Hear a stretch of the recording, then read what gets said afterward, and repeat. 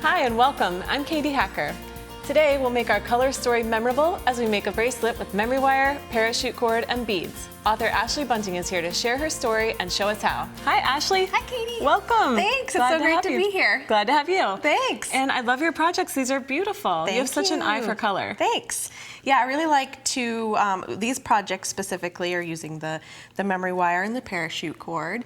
A lot of the projects are kind of a monochromatic color palette. So I'll choose some of the cords I really like working with and pair them with the other cords that look nice. Right, so you're kind of looking at, you don't even need a color wheel, but if you did use a color wheel, you're kind of looking for colors that are next to each other. Right, yeah. Or sort of have similar undertones even. So you can see the purple bracelet uses like a purple, a dark navy, and a green. So they're kind of got this earthy berry feel to it. The orange one is kind of coppers and warm tones, and then there's kind of a cool beachy blue tone bracelet too. Well, these are so fun. Thanks. Welcome. How do we get started? Okay, so memory wire, if it's kind of one of the first things you do in jewelry a lot of the times is using memory wire because it's a really simple tool. And what it is, it's a coil of steel wire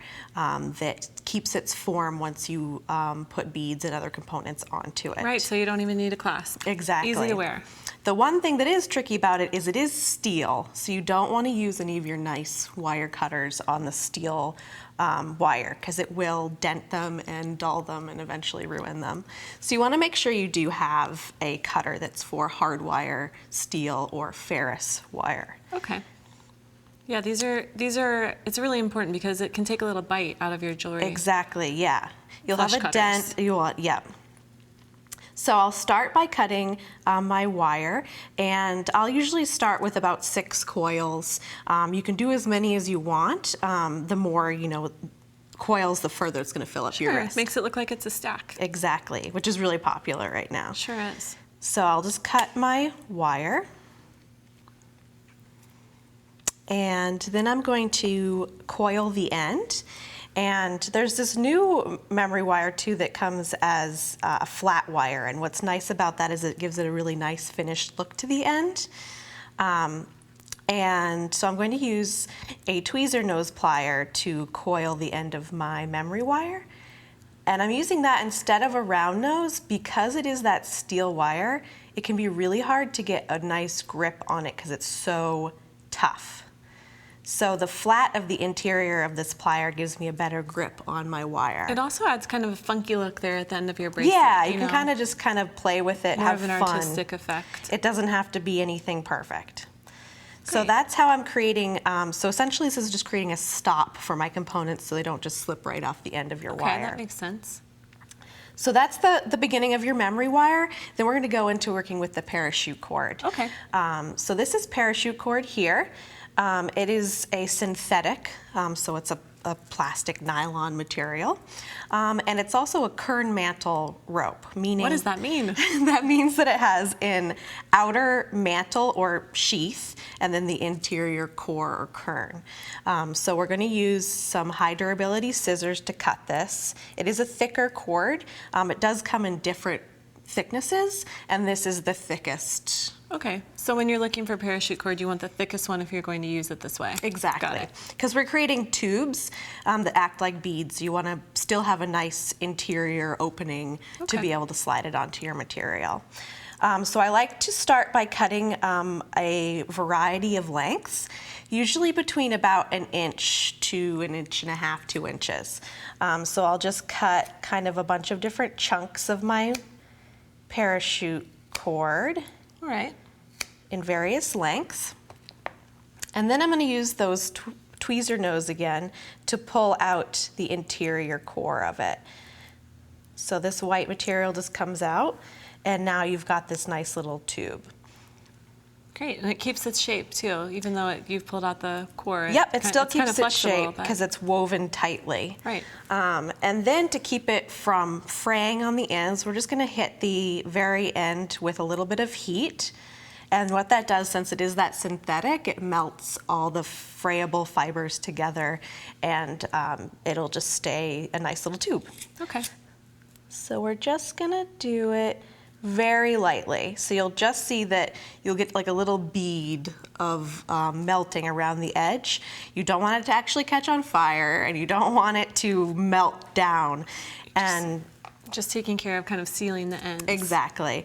And another thing, when you are cutting, you want to make sure that you're cutting in a nice flat line.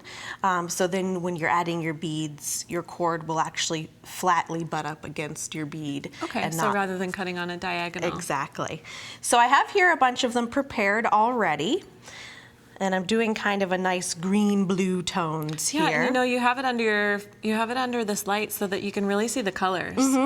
This is a great thing to just mention briefly, is that when you're doing color matching and things, it's really important to have something that resembles daylight. Yes, inside. exactly. At your workspace. Yeah. Your colors will change a lot from a fluorescent bulb to a natural daylight bulb or in just sunlight. So now that I've got my colors chosen and my cord prepared and my bead selection, which you can, what's nice about this project is you can just kind of have like a bunch of leftovers. Like, oh, I have a bunch of stone and Bead some soup. crystal, bead soup. Yeah.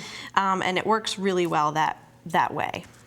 So I'm just gonna start by sliding on one of my tubes.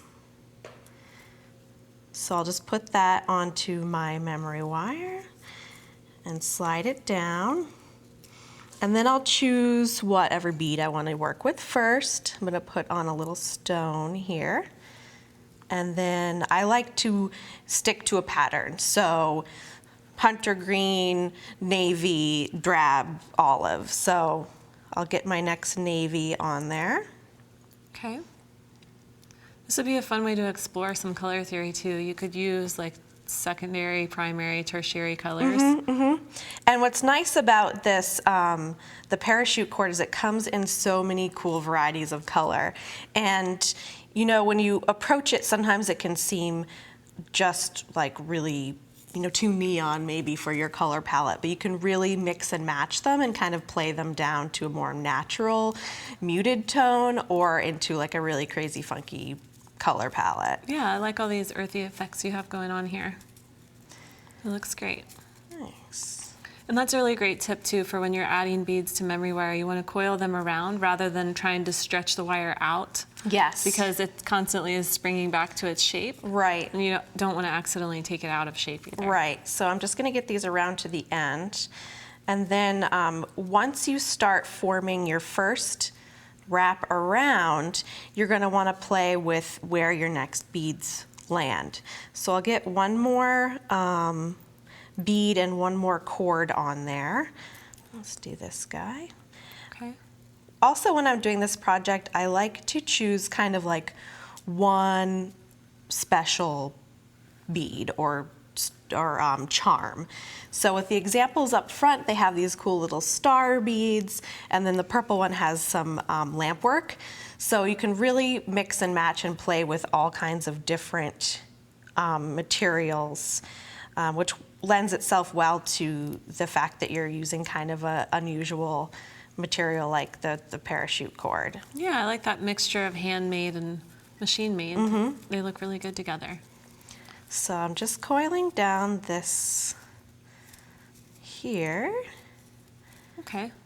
Then we can see how it's going to start laying together. Right, so now you can see that your next bead will be added nicely kind of in the middle of your cord. So you want to decide if you want, like when I started I did a whole bunch of different sizes of cord because I kind of like it to look kind of like a conglomerate of... A little more mixed up than just perfectly uniform. But if you wanted it to be perfectly uniform, you could do that Exactly, you could cut all 2-inch pieces and then it would look, all your beads when you wore it would line up. Great. So I'll add I'm going to do a stone next. Okay. And coil that down. You could make these for every day of the week. Yes, yeah, you could do all different color palettes. Of course, here somehow I've managed to tangle it. It happens. It happens to the best It of us. sure does. But the great thing is you just find your end and work it Right. back out. There you go. Yeah, I think too you can choose to use the metal color to work with your colors as yeah, well. So yep. using gold or silver, depending on what color beads you're using, can be another way to bring it in. So I've got that figured out now. And I'm just going to do a couple more, and then I'm going to show you how to end your bracelet. Because again, you can make this in any amount of coil. You could really just do one around if you wanted, or you could do a whole ton of them. Another thing you could do is if you wanted to make this a bangle, you could hook your loops together on one single ring and just kind of bump it out bigger. Yep, so you could do and individual. then push it inside the tube. That'd be kind of cool too. Individual bangles, or you really, you know, it is soft enough, so if I wanted to do a loop right here, I could really do like a little lobster claw clasp and actually have it clasp closed too. Yeah, there are a lot of different ways that you can use it, kind of outside the box. Very good. All right, so I'm just gonna get one more on there, and then I'm gonna cut it and show how to end your bracelet. Okay, so you have 2 of each color, but you could keep going. Yeah. And we'll have the suggestions on our website so people can follow the instructions. Exactly, yeah. So I'm just gonna coil this down one more time.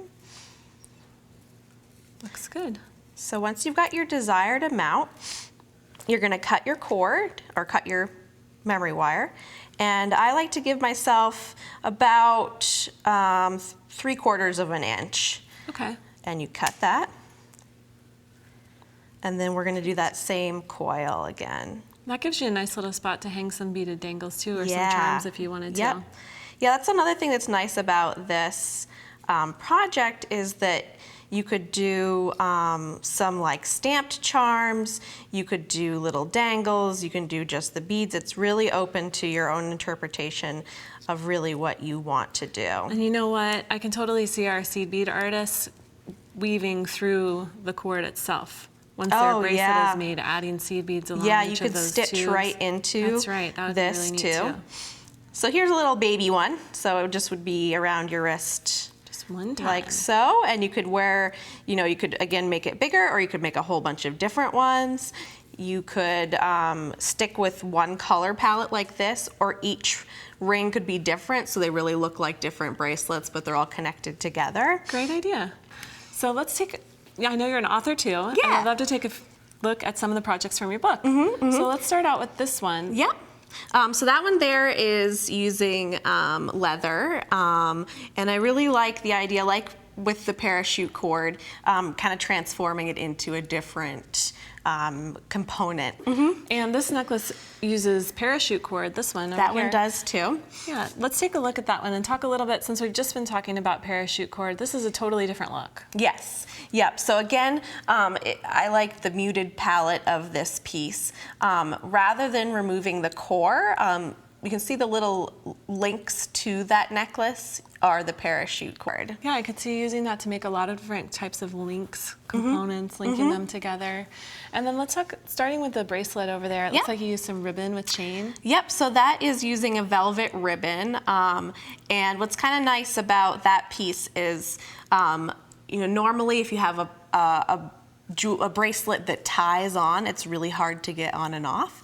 But that piece actually stretches. You can untie it, stretch it over your wrist, and it's already comfortably on your wrist. Oh, nice. And then you tie it, so it kind of gives you like a third hand and makes wearing it a lot easier.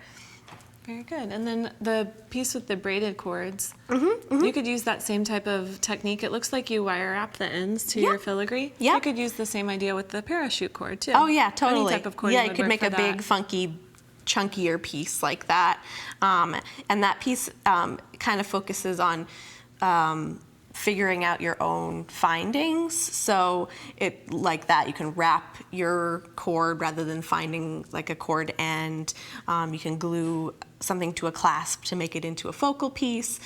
So kind of all of the pieces focus on like creating your own components. Very cool. And what about these? Did you do the beads yourself? Yes. Pink and purple? Yep, so those are like jumbo pony beads, and then they're wrapped with a cotton cord. So it gives you kind of a cool combination of the steel like gourd shapes with the stripy bright colors. All right, and tell us just a little bit about the earrings. The earrings, yeah, the black earrings there are a leather, and then they use an ink and just a rubber stamp, so you can stamp right onto that leather and then cut out your shape around it. So you're really taking advantage of that fiber, the fibrous finish. Yeah, so then, you know, with leather you don't have to worry about the edges fraying. It's a smooth material, and they're really lightweight, so you can have these kind of big earrings, but they're not going to weigh down on your ears. Sure. And these are really pretty too, and it looks like you did just some embroidery floss. Yeah, yep. Lace. So that's just a piece of lace, and then you use, I used waxed linen for that and just stitched in and out. So you get a little touch of color with kind of your just cream lace tone. Well, these are some great ideas for bringing fiber and cording into our jewelry making. Thank you so much, Ashley. Thank you.